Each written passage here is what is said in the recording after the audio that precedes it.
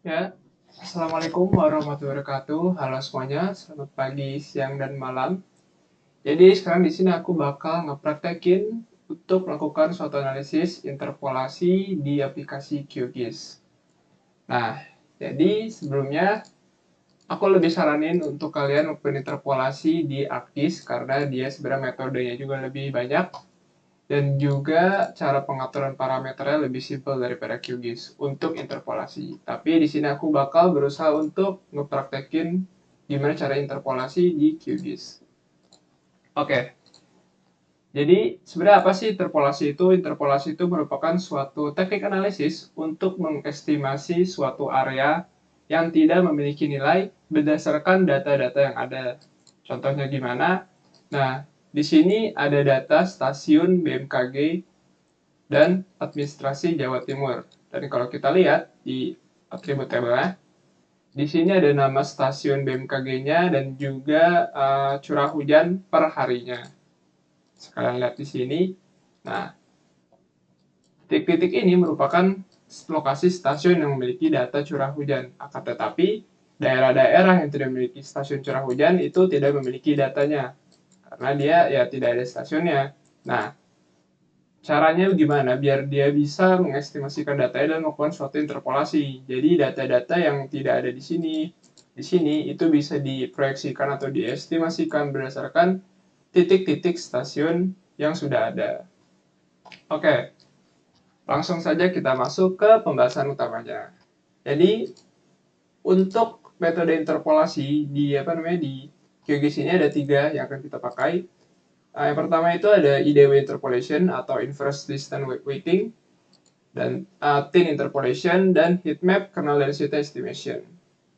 Sebenarnya kalau di ArcGIS itu ada 5, cuma di QGIS itu ada 3. Nah, jadi pertama itu kalian harus siapin dulu datanya, data titik stasiun BMKG curah hujannya dan juga administrasi Jawa Timur. Selanjutnya, kalian bisa ke processing toolbox dan pilih yang interpolation, dan pertama kita akan melakukan yang IDW interpolation. Tinggal pencet aja. Nah, di sini langsung masuk ke dialog box ya. Untuk vector layer, kita bisa pilih titik stasiunnya, stasiun BMKG curah hujan, dan interpolation atributnya itu kita pilih yang curah hujan. Jadi ini kita milih mana data yang akan kita interpolasikan. Selanjutnya tinggal kita klik yang tanda plus warna hijau ini untuk menambahkan datanya di sini. Oke, ini type-nya kita points. Dan ini di standard coefficient P-nya ini power maksudnya, yang dimana ini akan mengestimasikan pengaruh dari setiap data ini ke dalam nilai estimasinya. Ini kita default aja 2. Untuk extend, ini kita klik ini, pilih calculate from layer, dan kita pilih batas wilayah administrasi kita, di mana ini Jawa Timur. Jadi kita otomatis akan membatasi si hasil estimasinya di sekitaran wilayah Jawa Timur atau wilayah administrasi kita. Untuk rows, ini sebenarnya bisa default aja atau bisa disesuaikan. Mungkin bakal aku pilih 100. Nanti dia kolomnya juga bakal mengikuti. Nah, ini interpolatednya ini kita bisa milih di mana kita akan menyimpan file hasil dari interpolasi kita. Save the file. Misal namanya IDW Jatim. Save. Dan kita tinggal klik run. Nah, hasilnya maka akan menjadi seperti ini.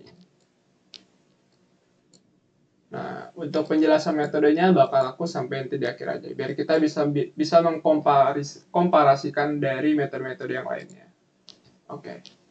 Selanjutnya kita masuk ke metode yang kedua, yaitu thin interpolation. Klik, sama kayak tadi. Ini kita ganti stasiun, terus kita ganti curah hujan, kita klik warna lagi. Dan ini ada interpolation method, ini linear aja, default. Dan ini sama kayak tadi juga, calculate from layer, dan kita pilih yang IDW Jatim. Dan ini kita ketik 100 lagi aja. Nah, ini buat save file lagi. Ini thin Jatim. Save. Kita klik run lagi. Oke.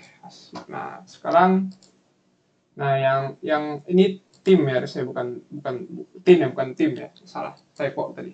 Nah, jadi kalau yang tadi kan ada 2, ada IDW dan tin. Nah, bedanya apa?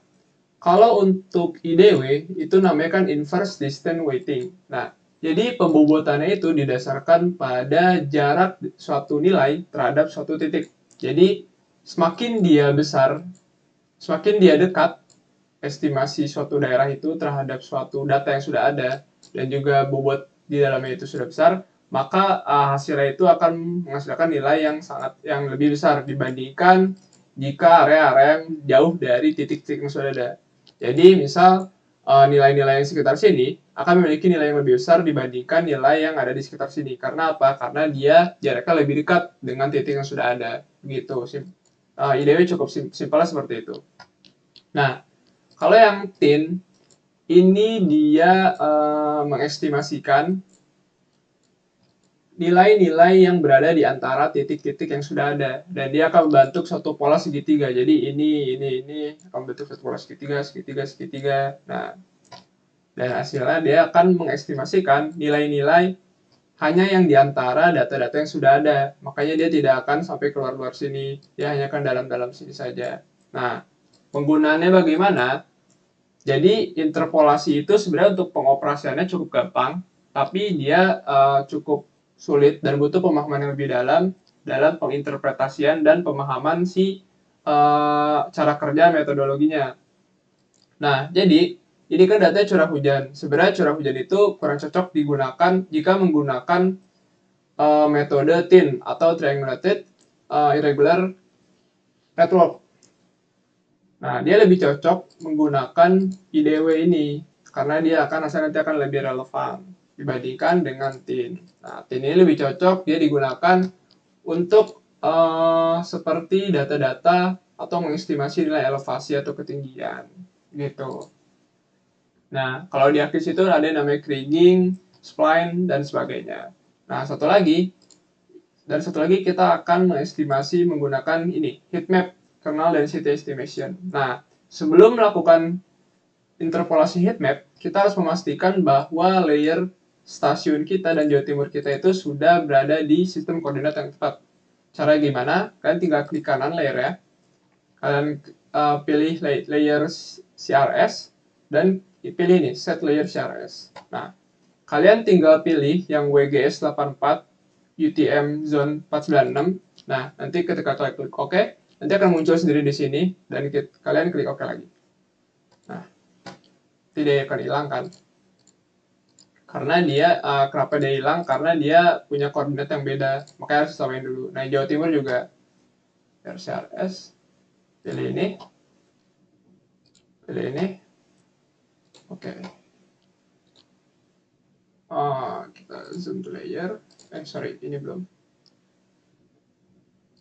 Nah, dia sudah muncul dua-duanya.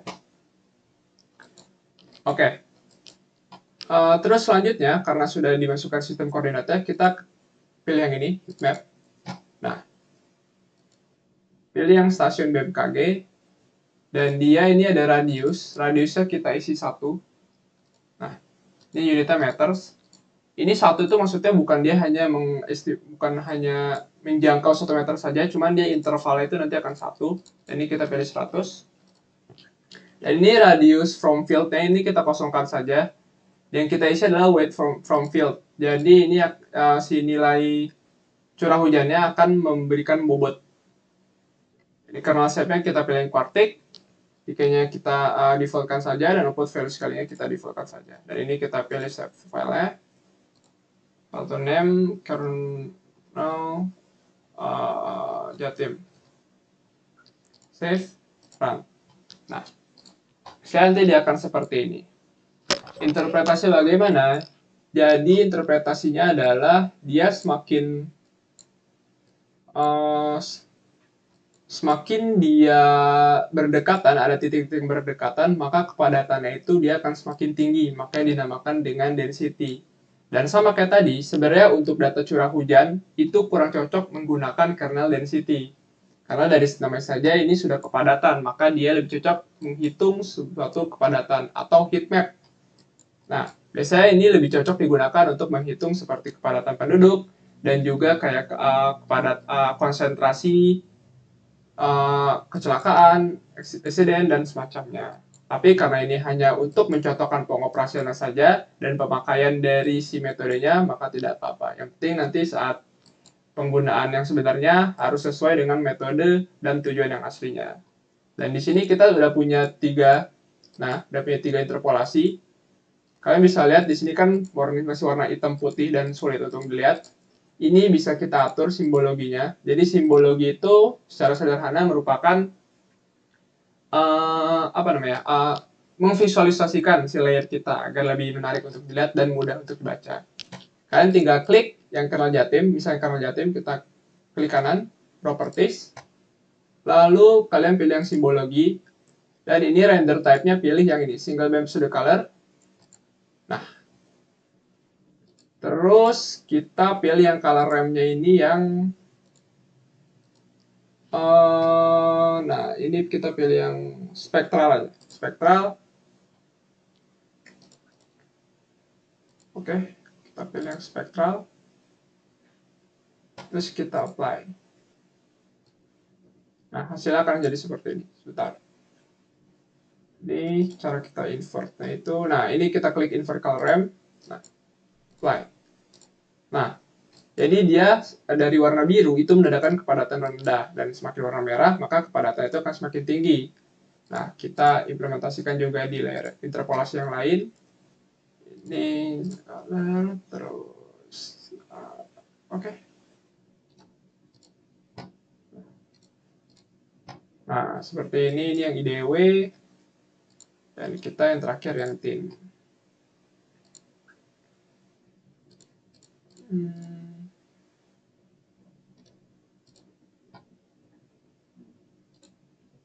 Nah, nanti hasilnya seperti ini. Oke, begitu saja mungkin untuk praktikum mengenai metode interpolasi di QGIS, dan semoga beruntung.